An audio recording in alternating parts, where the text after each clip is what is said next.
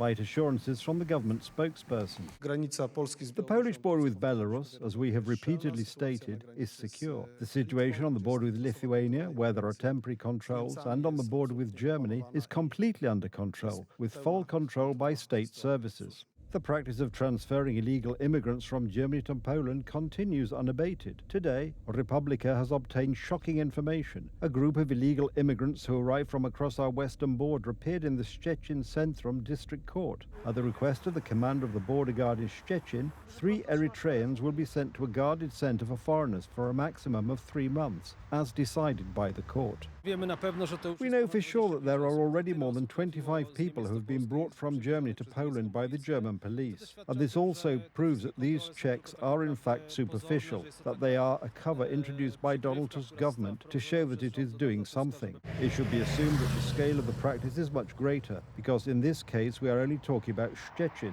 and Poland's land border with Germany is over 467 kilometers long. What's more, mandatory border checks have been in place on the border with January since the 7th of July. Despite this, illegal immigrants are being transferred to Poland. The only difference is this is not happening directly at border crossings, but probably on German territory. However, large groups are still coming to us, to Szczecin, to the court, and are then distributed to various areas in Poland.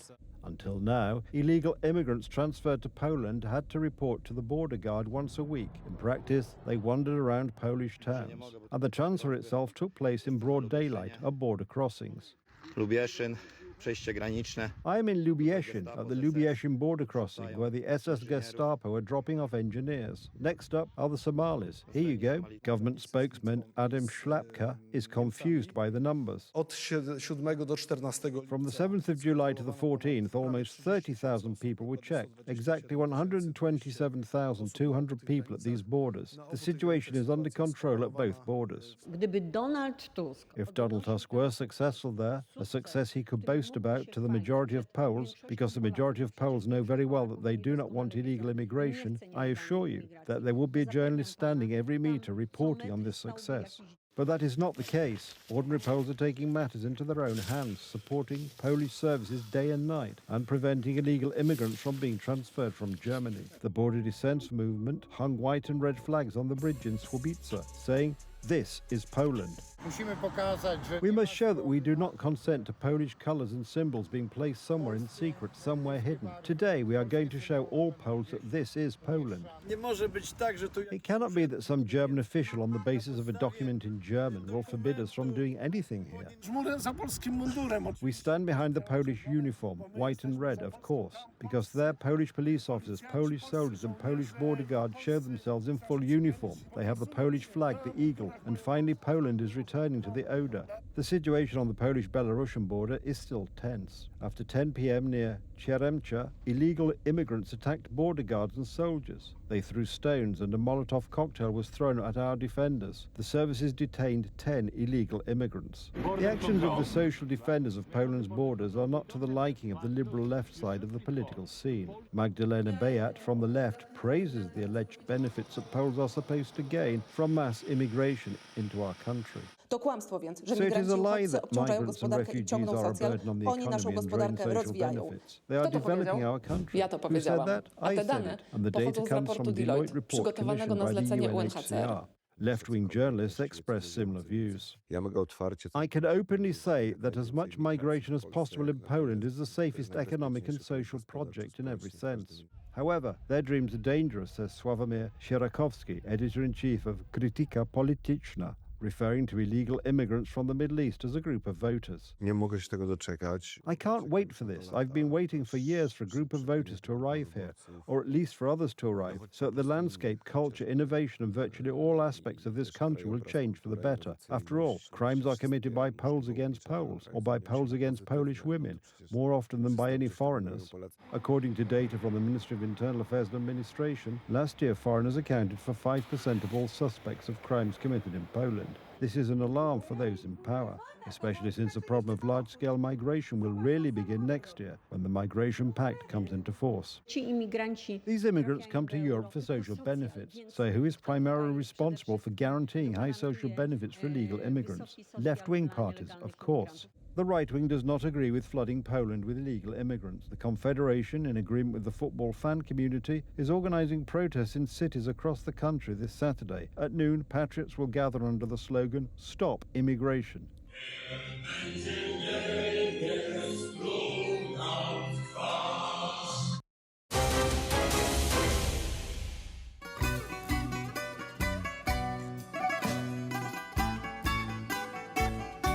Greece is not only associated with beautiful weather, islands and the Acropolis, it is also a symbol of the powerful financial crisis that shook the economy 15 years ago. And it is precisely such an economic collapse that the German newspaper, Berliner Zeitung, predicts for Poland under the December 13th coalition government and Prime Minister Donald Tusk. The zloty will undergo a radical devaluation. Polish financial institutions will go bankrupt, and the finance minister will have to forget about plans to build a nuclear power plant, a large airport, and other prestigious investments, because most of them have to be paid for in euros and US dollars, and after devaluation, they will become unattainable, as will most purchases for the military, which also have to be paid for in dollars or euros. Large and ambitious projects planned for Poland join the Law and Justice government, such as the Central Transportation Port, the Vistula Split Canal, and the expansion of the gas port in Świnoujście and the nuclear power plant, have hurt the Germans. A Berlin newspaper describes them as unrealistic. Prominent politicians from the Civic Coalition repeat this almost word for word. I believe that this is megalomania, given that we will have an airport in Berlin within 2 years. The policy of Donald Tusk's government is consistent and coherent in favour of the Federal Republic of Germany. The government's first decisions were already aimed at helping the German economy, which is in recession. This is how I perceive the suspension of the Central Transportation Port project, as well as the suspension of investments in Polish ports and key armament projects that were to be implemented in Poland, because the German armament industry is experiencing a huge crisis. Experts believe that Poland's vassalization is progressing. How is our economy, which should be driven by major investments, supposed to develop in such a situation? Our economy does not work in the interests of the Polish nation or Polish enterprises, Polish households, but only for various oligarchs, various corporations, in particular German ones, which earn huge amounts of money from it. And, of course, to be clear, there are no large projects under the current government in Poland, and there will be none, because it would be contrary to Berlin's interests. We have mass layoffs, we have abandoned investments, and there are really a lot of these abandoned investments. And these are the ones at the government level, the largest ones that were to be implemented, such as the Central Transportation Port, the expansion of Polish port, but also those implemented at the level of state-owned companies. Until recently, Orlen was the crown jewel of Polish companies. Today, it is struggling because its position threatened German companies. If we were to analyze step by step the most strategic, largest state-owned companies, we could say that the situation is bad everywhere. It is worse. We have either significantly lower profits or even huge losses generated by these companies. And this happened in a short time, after a year of management by the managers of the December 13th coalition. On the railway track in Smuggled, Deutsche Bahn has completed tests of a high-speed train manufactured by Siemens. The media report that German railways are to receive permission to use Polish tracks, including on the Warsaw to Berlin route. There are more examples, including a symbolic purchase of wind turbines that have already served their purpose in Germany. Suspending investments in our country or creating unfavourable conditions for Polish entities means that we are not only losing out, but we are also heading towards a serious crisis, which means that soon some large German corporations will enter or take over assets or various Polish companies under the pretext of saving the Polish economy. This is already happening, for now, with kid gloves. The takeover of Polish ports by Germany, because there are companies and partnerships formally, legally, these ports are not taken over. But there are companies and partnerships of various kinds, even the smallest ones, taken over by Germany. So this economy is subordinated. The German newspaper also deeply regrets that Poland is not in the Eurozone and that Polish families receive 800-plus benefits. And here we come to the heart of the matter. If the civic platform led by Tusk and its coalition partners had managed to help Warsaw Mayor Rafał Trzaskowski win the presidential election, there would have been a chance to introduce urgently needed structural reforms. However, Trzaskowski lost. The Poles-backed Karol Nawrocki, so the Civic Coalition in partnership with Berlin and Brussels, failed to complete the process of turning Poland into a vassal state. Leading to the decisive ruin of the Polish economy in its takeover by Germany, and in the name of saving the German economy, or will they then say the European economy, they will take over Polish strategic investments. Poles stood in the way of this plan, but the damage done to the economy, that is to all of us, will take years to repair. Marcin Szewczak, Republika.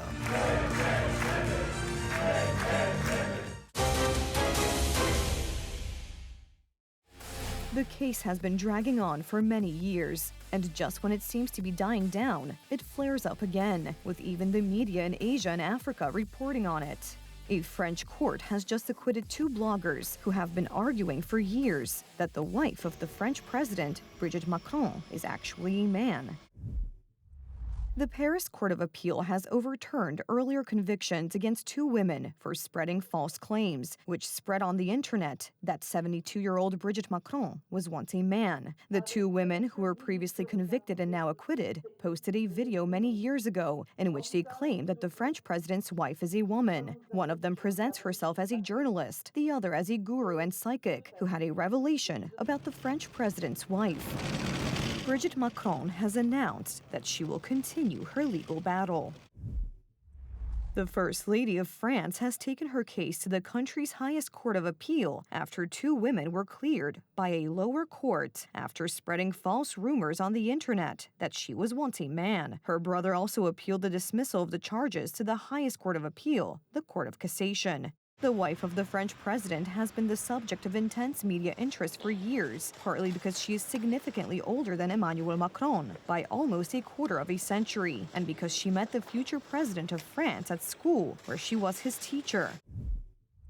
In the 1992-1993 school year, she ran a theater club for Macron's class. Brigitte and Emmanuel grew closer when they decided to adapt a play by Edoardo De Filippo. Writing brought us closer together and created an incredible closeness, she confided in the Paris Match. They became inseparable. Emmanuel Macron's parents put an end to the budding romance by sending their 16-year-old son to study in Paris, in vain. Recently, global news agencies captured what was most likely a marital argument between the French president and his wife. It all happened on board the presidential plane, just before the start of a visit to Vietnam. Emmanuel Macron denied that there had been an argument and that his wife had slapped him.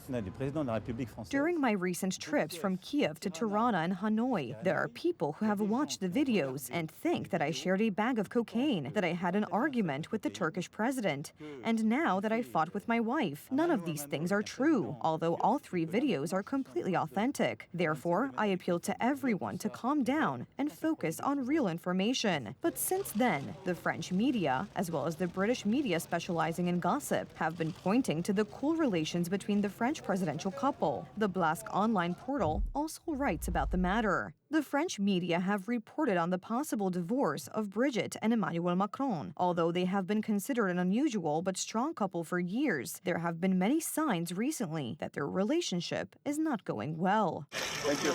According to other reports, there are indeed plans for a divorce, but only after President Macron's term at the Élysée Palace ends in 2027. That is when his second and final term will end, which, as polls show, the vast majority of French people are looking forward to.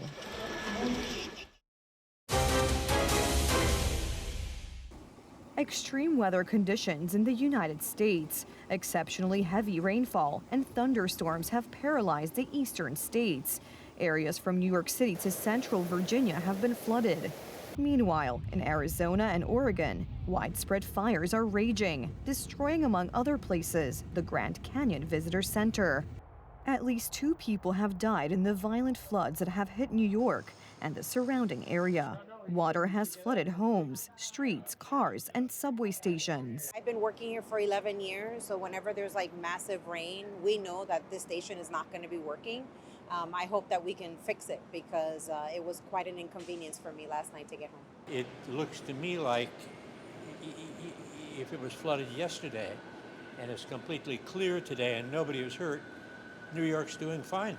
Heavy rainfall caused serious traffic disruptions at airports, highways, and railways in the region. At LaGuardia, Newark Liberty, and John F. Kennedy airports, arrivals and departures were delayed by anywhere from several dozen minutes to 3 hours. The governor of New Jersey declared a state of emergency. And we had, sadly, 2 fatalities in Plainfield in a car that was swept away. I think Cedar Brook Park, Sean. And I just came from Berkeley Heights in Union County. I'd say Union County and Somerset County had the biggest impact, a whole number of communities. Footage posted on social media shows water flowing through city streets and flooding, among other places, a subway station in Manhattan, and even the trains inside. The city's sewers were designed over the last 100 or 200 years to deal with an intense rainstorm of up to 1.75 inches per hour. So what happened last night is really quite simple. The pipes were designed for a certain amount of water. A lot more water fell from the sky and was trying to get into them. Meanwhile, fires are raging in Arizona. The fire has already engulfed 24,000 hectares of forest and scrubland. The flames consumed a historic cabin and visitor center on the north rim of the Grand Canyon. This is a unique place on the map of the United States, extremely popular with American and foreign tourists. I think when there is no loss of human life, that's the most important. And there was a lot of people over there, and luckily they got all the visitors and everyone out, and then got all of the staff out the next day. So I don't want to point fingers. I'm just happy that nobody died. In the morning it looked a lot like this, but by the afternoon it was completely socked in. You couldn't see anything, none of that you could see. So it was crazy. The firefighting operation, involving several hundred firefighters, is being hampered by dry grass, which is ideal fuel for the fire. An additional problem is the constantly changing wind direction.